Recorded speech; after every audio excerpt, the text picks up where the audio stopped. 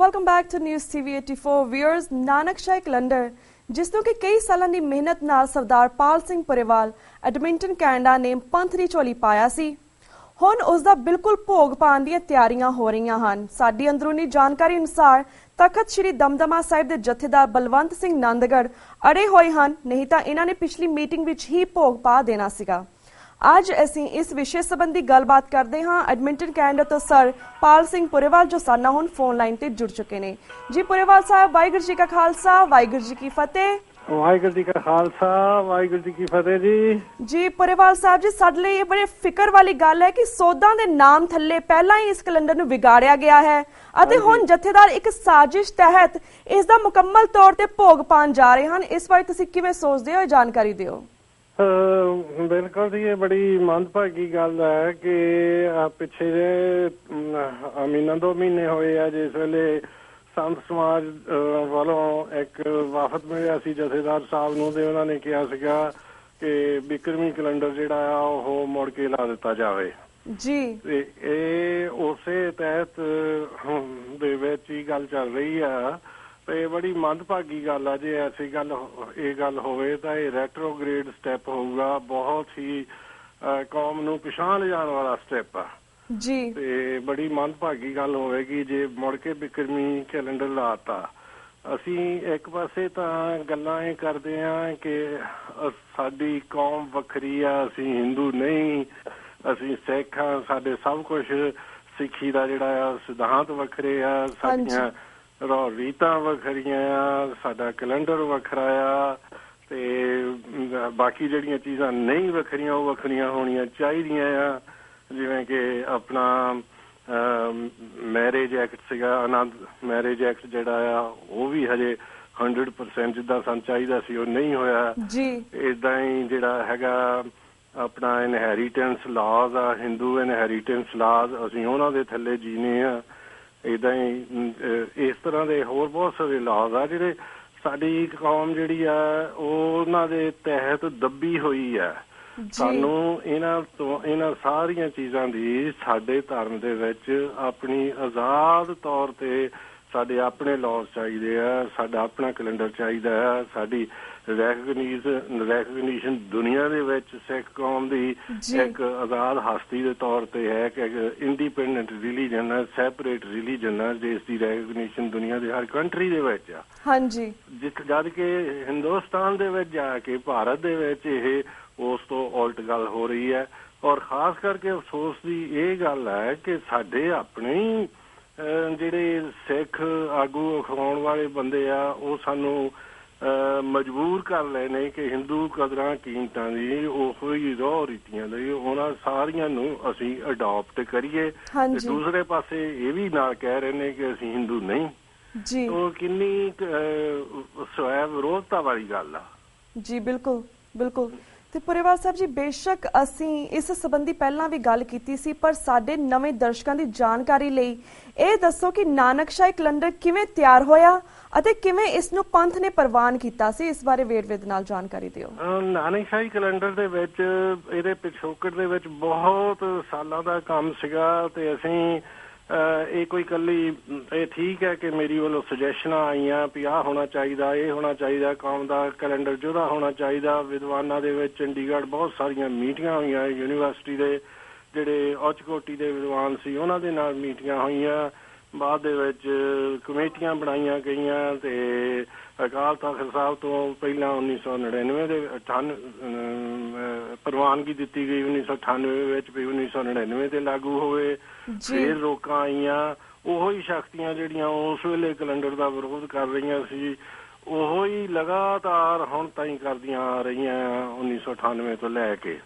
ਤੇ ਸਾਨੂੰ ਇਹ ਪਤਾ ਹੈ ਕਿ ਉਹਨਾਂ ਦੇ ਪਿੱਛੇ ਜਿਹੜੀਆਂ ਕਿਹੜੀਆਂ ਪੰਥ ਵਿਰੋਧੀ ਤਾਕਤਾਂ ਜਿਹੜੀਆਂ ਜਿਹਨਾਂ ਨੂੰ ਸਾਡੀ ਵਿਲੱਖਣਤਾ ਜਿਹੜੀ ਹੈ ਉਹ ਸਿੱਖ ਧਰਮ ਦੀ ਅਲੱਗਾ ਹੋਂਦ ਜਿਹੜੀ ਆ ਉਹ ਉਹਨਾਂ ਨੂੰ ਚੁੱਭਦੀ ਰਹਿੰਦੀ ਹੈ ਸਦਾ ਹੀ। ਤੇ ਬਹੁਤ ਹੀ ਸੁਹਿਰਤਾ ਦੇ ਨਾਲ 2003 ਦੇ ਵਿੱਚ ਜਥੇਦਾਰ ਸਿੰਘ ਸਾਹਿਬ ਵੇਦਾਂਤੀ ਜੀ ਦੇ ਕਾਰਜਕਾਲ ਦੇ ਵਿੱਚ ਇਸ ਕੈਲੰਡਰ ਨੂੰ ਅਡਾਪਟ ਕੀਤਾ ਗਿਆ 11 ਮੈਂਬਰੀ ਕਮੇਟੀ ਦੀਆਂ ਸਿਫਾਰਿਸ਼ਾਂ ਤੇ ਸਾਰੇ ਸਿੱਖ ਜਗਤ ਦੇ ਵਿੱਚ ਖੁਸ਼ੀ ਦੀ ਲਹਿਰ ਦੌੜ ਗਈ ਕਿ ਸਿੱਖ ਕੌਮ ਦਾ ਕੁਛ ਚਲੋ ਇਸ ਪੱਖੋਂ ਸਹੀ ਵੀ ਅਸੀਂ ਬਿਕਰਮੀ ਕੈਲੰਡਰ ਤੋਂ ਜੁਦਾ ਹੋਏ ਹਾਂ, ਆਪਣੇ ਕੋਲੋਂ ਸੌਖ ਲਾਇਆ। ਜਿਹੜੀ ਉਸ ਦੇ ਵਿੱਚ ਜਿਹੜੀਆਂ ਖਾਮੀਆਂ ਸੀ, ਖਾਸ ਕਰਕੇ ਉਹ ਗੁਰਬਾਣੀ ਦੇ ਵਿੱਚ ਦਰਸਾਏ ਹੋਏ ਜਿਹੜੇ ਰੁੱਤਾਂ ਸੀ ਤੇ ਮਹੀਨੇ ਸੀ, ਉਹਨਾਂ ਦਾ ਸੰਬੰਧ ਜਿਹੜਾ ਗੁਰਬਾਣੀ ਦਰਸਾਇਆ ਹੋਇਆ ਉਹ ਬਿਕਰਮੀ ਦੇ ਵਿੱਚ ਉਹ ਨਹੀਂ ਹੈ। ਅਸੀਂ ਇਹ ਇੰਸ਼ੋਰ ਕੀਤਾ ਕਿ ਨਾਨਕਸ਼ਾਹੀ ਕੈਲੰਡਰ ਦੇ ਵਿੱਚ ਉਹ ਸੁਮੇਲ ਸਦਾ ਵਾਸਤੇ ਬਣੇ ਤਾਂ ਕਿ ਕੈਲੰਡਰ ਗੁਰਬਾਣੀ ਅਨੁਸਾਰ ਹੋਵੇ। ਸੋ ਇਹ ਦੋ ਵੱਡੇ ਕਾਰਨ ਸਨ ਕਿ ਕੈਲੰਡਰ ਨੂੰ ਗੁਰਬਾਣੀ ਅਨੁਸਾਰ ਰੱਖਣਾ, ਤੇ ਨੰਬਰ 2 ਸਿੱਖ ਕੌਮ ਦੀ ਆਪਣੀ ਹੋਂਦ ਹੋਣੀ, ਤੇ ਨੰਬਰ 3 ਸੀ ਕਿ ਤਰੀਕਾਂ ਜਿਹੜੀਆਂ ਅਸੀਂ ਗੁਰਪੁਰਬ ਏਦਾਂ ਫਿਕਸ ਕਰ ਦਈਏ ਕਿ ਹਰ ਸਾਲ ਉਹਨਾਂ ਤਰੀਕਾਂ ਤੇ ਆਉਣ, ਜਿਵੇਂ ਕਿ 10ਵੇਂ ਪਾਤਸ਼ਾਹ ਦਾ ਪ੍ਰਕਾਸ਼ ਦਿਹਾੜਾ ਸਦਾ 5 ਜਨਵਰੀ ਨੂੰ 23 ਪੋਹ ਨੂੰ ਆਵੇ। ਅਸੀਂ 23 ਪੋਹ ਤਰੀਕ ਰੱਖੀ ਹੈ ਜਿਹੜੀ ਕਿ ਓਰੀਜਨਲ ਤਰੀਕ ਹੈ, ਪਰ ਕੈਲੰਡਰ ਇਸ ਤਰ੍ਹਾਂ ਤਿਆਰ ਹੋਇਆ ਕਿ 23 ਪੋਹ ਸਦਾ ਹੀ 5 ਜਨਵਰੀ ਨੂੰ ਆਵੇਗੀ। ਸੋ ਇਸ ਤਰ੍ਹਾਂ ਇਹ ਕੈਲੰਡਰ ਬੜਾ ਸਰਲ ਸੀ, ਸਾਡੇ ਗੁਰਬਾਣੀ ਅਨੁਸਾਰ ਸੀ ਤੇ ਗੁਰਬਾਣੀ ਅਨੁਸਾਰ ਹੈ, ਤੇ ਸਾਡੀ ਕੌਮ ਦਾ ਵਿਲੱਖਣਤਾ ਦਾ ਪ੍ਰਤੀਕ ਹੈ। ਇੱਥੋਂ ਤੱਕ ਕਿ ਦੁਨੀਆ ਦੇ ਵਿੱਚ ਬਾਹਰਲੇ ਮੁਲਕਾਂ ਵਿੱਚ ਛਪਣ ਵਾਲੀਆਂ ਡਾਇਰੀਆਂ, ਉਹਨਾਂ ਦੇ ਵਿੱਚ ਵੀ ਨਾਨਕਸ਼ਾਹੀ ਕੈਲੰਡਰ ਦੀਆਂ ਤਰੀਕਾਂ ਆਉਣ ਲੱਗ ਪਈਆਂ, ਜਿਹੜੀਆਂ ਡਾਇਰੀਆਂ ਇੰਟਰਨੈਸ਼ਨਲ ਪਬਲਿਸ਼ਰਸ ਛਾਪਦੇ ਨੇ। ਸਾਡੇ ਗੁਰੂ ਸਾਹਿਬਾਂ ਦੀਆਂ ਤਰੀਕਾਂ ਦਿੱਤੀਆਂ ਜਾਣ ਲੱਗ ਪਈਆਂ। ਸਾਡੀ ਰੈਕਗਨੀਸ਼ਨ ਹੋਈ ਹੈ ਕਿ ਸਿੱਖ ਕੌਮ ਦੀ ਆਈਡੈਂਟਿਟੀ ਵਿੱਚ ਵਾਧਾ ਹੋਇਆ, ਇਹ ਕਿਤਾਬਾਂ ਦੇ ਵਿੱਚ ਗੱਲ ਆਈ ਹੈ। ਸੋ ਇਹ ਜੇ ਜੋ ਕੁਛ ਇਹ ਕਰ ਰਿਹਾ, ਜੇ ਇਹਨੂੰ ਇਹਨਾਂ ਨੇ ਮੱਲੋ ਮੱਲੀ ਲਾਗੂ ਕਰ ਦਿੱਤਾ, ਮੱਲੋ ਮੱਲੀ ਆਪਣੇ ਪੰਥ ਦੇ ਸਿਰ ਮੜਨ ਵਾਲੀ ਗੱਲ ਆ, ਤੇ ਫਿਰ ਇਹ ਇੱਕ ਬਹੁਤ ਹੀ ਰੈਟਰੋਗ੍ਰੇਡ ਸਟੈਪ ਹੋਊਗਾ ਔਰ ਬਹੁਤ ਹੀ ਸਾਡੀ ਕੌਮ ਲਈ ਇਹ ਮੰਦਭਾਗਾ ਸਟੈਪ ਹੋਵੇਗਾ। ਜੀ ਬਿਲਕੁਲ।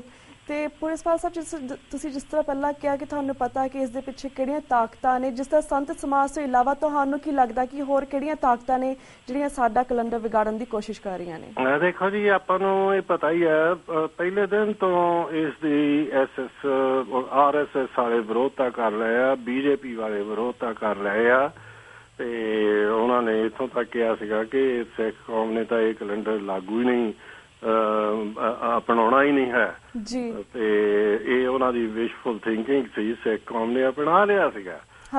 ਇੱਕ ਇਸ ਗੁੱਟ ਤੋਂ ਜਿਹੜਾ ਵਿਰੋਧਤਾ ਕਰਦਾ ਰਿਹਾ ਹੈ, ਪਰ ਉਹ ਇਸ ਤਰ੍ਹਾਂ ਲੱਗ ਰਿਹਾ ਕਿ ਵੋਟ ਬੈਂਕ ਜਿਹੜੀ ਹੈ ਉਹ ਡਿਸਾਈਡਿੰਗ ਫੈਕਟਰ ਬਣ ਰਹੀ ਹੈ ਕਿ ਵੋਟਾਂ ਦੇ ਲਈ ਸਾਡੀ ਕੌਮ ਦਾ ਆਪਣਾ ਕੈਲੰਡਰ ਜਿਹੜਾ ਆ ਉਸ ਨੂੰ ਪਿਛਾਂਹ ਸਿੱਟਿਆ ਜਾ ਰਿਹਾ ਹੈ। ਜੀ ਬਿਲਕੁਲ। ਤੇ ਪੁਰੇਵਾਲ ਸਾਹਿਬ ਜੀ, ਇਹ ਵੀ ਦੱਸੋ ਤਾਂ ਬਾਹਰ ਬੈਠੀਆਂ ਸਿੱਖ ਸੰਗਤਾਂ ਇਸ ਧੱਕੇਸ਼ਾਹੀ ਨੂੰ ਰੋਕਣ ਲਈ ਕੀ ਕਰ ਸਕਦੀਆਂ ਨੇ? ਇਸ ਬਾਰੇ ਪੂਰੇ ਵੇਰਵੇ ਦੇ ਨਾਲ ਜਾਣਕਾਰੀ। ਹਾਂਜੀ, ਅਸੀਂ ਦੇਖੋ ਆਪਣੇ ਇਸ ਵੇਲੇ ਬਹੁਤ ਸਾਰੇ ਅਮਰੀਕਾ ਤੇ ਕੈਨੇਡਾ ਦੇ ਗੁਰਦੁਆਰਾ ਸਾਹਿਬਾਂ ਦੇ ਵਿੱਚ ਓਰੀਜਨਲ ਨਾਨਕਸ਼ਾਹੀ ਕੈਲੰਡਰ ਜਿਹੜਾ ਮੂਲ ਉਹ ਲਾਗੂ ਹੈ। ਥੋੜੇ ਦਿਨ ਹੋਏ ਮੈਨੂੰ ਫੋਨ ਆਇਆ ਸੀਗਾ ਇੱਕ ਕੈਲੰਡਰ ਛਾਪਣ ਵਾਲੇ ਪਬਲਿਸ਼ਰ ਦਾ, ਤੇ ਉਹਨਾਂ ਨੇ ਕੈਲੰਡਰ ਛਾਪਣੇ ਸੀਗੇ ਆਪਣੇ ਏਰੀਏ ਦੇ ਵਿੱਚ, ਤੇ ਮੈਂ ਉਹਨਾਂ ਨੂੰ ਪੁੱਛਿਆ ਵੀ ਤੁਹਾਡੇ ਏਰੀਏ ਦੀ ਕੀ ਸਿਚੁਏਸ਼ਨ ਆ।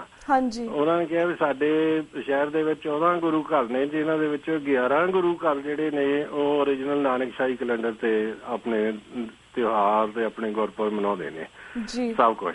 ਸੋ ਇਹਦਾ ਮਤਲਬ ਇਹ ਹੈ ਕੋਈ ਵਾਸਟ ਮੈਜੋਰਿਟੀ ਜਿਹੜੀ ਹੈ ਸਿੱਖ ਪੰਥ ਦੀ, ਜਿਹੜੀ ਬਾਹਰਲੇ ਦੇਸ਼ਾਂ ਵਿੱਚ ਵਸ ਰਹੀ ਹੈ, ਉਹ ਸਾਰੇ ਓਰੀਜਨਲ ਨਾਨਕਸ਼ਾਹੀ ਕੈਲੰਡਰ ਨੂੰ ਮੰਨਦੇ ਨੇ, ਮਾਨਤਾ ਦਿੰਦੇ ਨੇ, ਕਿਉਂਕਿ ਉਹਨਾਂ ਨੂੰ ਇਹ ਜਿਹੜੀਆਂ ਗੱਲਾਂ ਸਾਰੀਆਂ ਚੰਗੀਆਂ ਲੱਗਦੀਆਂ ਨੇ ਕਿ ਕੈਲੰਡਰ ਗੁਰਬਾਣੀ ਅਨੁਸਾਰ ਹੈ, ਕੈਲੰਡਰ ਸਾਲ ਦਾ ਤਰੀਕਾਂ ਫਿਕਸ ਹੋ ਗਈਆਂ, ਤੇ ਸਾਡੀ ਕੌਮ ਦੀ ਵਿਲੱਖਣਤਾ ਜਿਹੜੀ ਆ ਉਹ ਉੱਭਰਦੀ ਹੈ। ਸੋ ਇਹਨਾਂ ਗੱਲਾਂ ਨੂੰ ਉਹ ਮੰਨ ਕੇ ਆਪਣੇ ਕਰਦੇ ਨੇ। ਹੁਣ ਕੀਤਾ ਕੀ ਜਾ ਸਕਦਾ ਹੈ? ਇਹੀ ਵੱਧ ਤੋਂ ਵੱਧ ਕੀਤਾ ਜਾ ਸਕਦਾ ਹੈ ਕਿ ਆਪਣੇ ਗੁਰੂ ਘਰ ਜਿਹੜੇ ਕੈਲੰਡਰ ਨਾਨਕਸ਼ਾਹੀ ਮੂਲ ਨਾਨਕਸ਼ਾਹੀ ਕੈਲੰਡਰ ਨਾਲ ਸਹਿਮਤ ਨੇ ਔਰ ਉਹਨੇ ਲਾਗੂ ਕੀਤਾ ਆ, ਉਹ ਰੈਜ਼ੋਲੂਸ਼ਨ ਕਰਕੇ ਕਮੇਟੀਆਂ ਵੱਲੋਂ ਅਕਾਲ ਤਖ਼ਤ ਦੇ ਜਥੇਦਾਰ ਸਾਹਿਬ ਨੂੰ ਭੇਜਣ ਕਿ ਇਸ ਤਰ੍ਹਾਂ ਦਾ ਸਟੈਪ ਬਿਲਕੁਲ ਨਾ ਲਿਆ ਜਾਵੇ, ਬਿਕਨੀ ਕੈਲੰਡਰ ਨੂੰ ਦੁਬਾਰਾ ਬਿਲਕੁਲ ਨਾ ਲਾਇਆ ਜਾਵੇ। ਜੀ ਬਿਲਕੁਲ ਬਿਲਕੁਲ ਵੀਰ ਜੀ, ਤੇ ਅਸੀਂ ਵੀ ਇਹ ਅਰਦਾਸ ਕਰਦੇ, ਜਿਸ ਤੁਹਾਨੂੰ ਪਤਾ ਹੈ ਕਿ ਬਾਹਰਲੀਆਂ ਸਿੱਖ ਸੰਗਤਾਂ ਨੇ ਤਾਂ ਅਸੀਂ ਤਾਂ ਪ੍ਰਵਾਨ ਕੀਤਾ ਹੈ ਆਪਣਾ ਕੈਲੰਡਰ, ਪਰ ਜਿਹੜੇ ਪੰਜਾਬ ਦੇ ਵਿੱਚ ਬੈਠੇ ਨੇ ਜਥੇਦਾਰ, ਅਸੀਂ ਉਹਨਾਂ ਦੇ ਅੱਗੇ ਇਹ ਅਰਦਾਸ ਕਰਦੇ ਹਾਂ TV 84 ਰਾਹੀਂ ਕਿ ਉਹ ਹਿੰਦੂ ਕੈਲੰਡਰ ਨਾ ਲਾਗੂ ਕਰਨ। ਉਹਨਾਂ ਅੱਗੇ ਬੇਨਤੀ ਕਰਦੇ ਹਾਂ ਕਿ ਸਾਡੀ ਇੱਕ ਵੱਖਰੀ ਪਹਿਚਾਣ ਜਿਹੜੀ ਹੈ ਉਹ ਇਸੇ ਤਰ੍ਹਾਂ ਰੱਖਣ, ਸਾਡਾ ਜਿਹੜਾ ਕੈਲੰਡਰ ਮੂਲ ਨਾਨਕਸ਼ਾਹੀ ਕੈਲੰਡਰ 2003 ਹੈ ਉਸ ਨੂੰ ਵਾਪਿਸ ਲੈ ਕੇ ਆਉਣ। ਬਿਲਕੁਲ ਜੀ ਬਿਲਕੁਲ। ਤੇ ਵੀਰ ਜੀ ਤੁਹਾਡਾ ਬਹੁਤ ਬਹੁਤ ਸ਼ੁਕਰੀਆ ਕਿ ਤੁਸੀਂ ਸਾਡੇ ਸਿੱਖ ਸੰਗਤਾਂ ਦੇ ਰੂਬਰੂ ਹੋਏ, ਇਸ ਕੈਲੰਡਰ ਦੀ ਵੱਖਰੀ ਪਹਿਚਾਣ ਦੇ ਬਾਰੇ ਤੁਸੀਂ ਪੂਰਾ ਵੇਰਵਾ ਦਿੱਤਾ।